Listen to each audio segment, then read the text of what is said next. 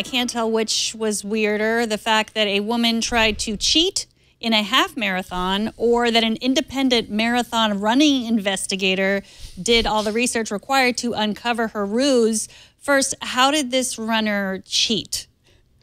This is a story that I saw because I stumbled upon this Blogspot account by this guy who is indeed a marathon investigator. Apparently, this is a pretty common practice where cheating has to be checked. People who can fake their times in smaller marathons that apparently lead up to bigger marathons. If you do well at a bunch of smaller ones, you could be sponsored. You could eventually get into the marathon scene is pretty competitive. But that being said, the technology part that was interesting was that some guy looked into the results of a Fort Lauderdale half marathon and noticed that the second place time had a much different second half time than the first half. And then apparently had heard that the contestant had started pleading her case at the event about how it was a legitimate time and all this. So then he noticed, well, wait, she's got this Garmin tracker.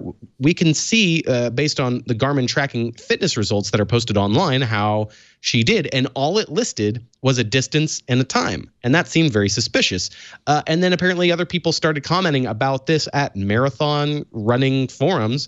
And a few hours later, there was another post of hers which showed a GPS tracked full run of the course. Well, because that was so full of Garmin fueled data, it listed issues with cadence and heart rate, meaning it seemed like she wasn't jogging.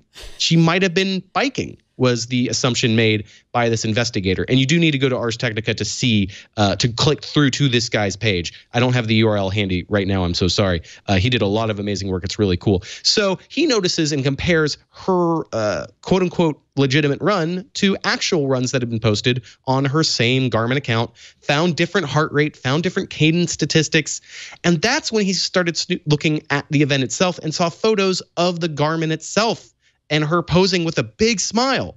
And that's when he paid for the higher resolution versions of those photos, because they try to sell you these photos if you're a runner. It's just like, hey, here's your moment in the sun of holding the trophy and all that. Gets the photo, and he, not even kidding, does the CSI style enhance on the wristwatch shown in the image and sees that the tally of the mileage is 1.5 miles lower than the full run. And that's not just margin of error. For it to have any sort of measure of the run that is neither zero nor the exact is pretty bad. So he contacted her with all the damning information. She insisted that it was legitimate. He then published his own study or his own report about it. And that's when she fessed up on an Instagram post that's since been deleted saying, 1, I cut the course and ran less than the full thing. And 2, then I took a bicycle, went back over my original steps, and posted that as if it were the real run. And I'm sorry.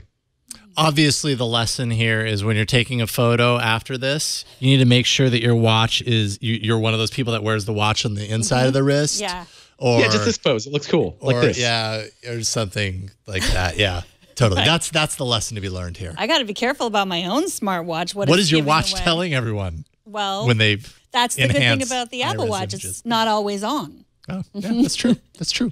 Good point. Yeah, I would say the lesson that we learned here is don't run. Ever.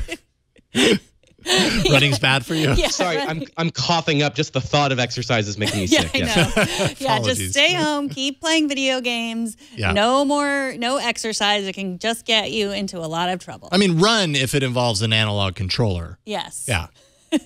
A Joy-Con, if you will. Yes.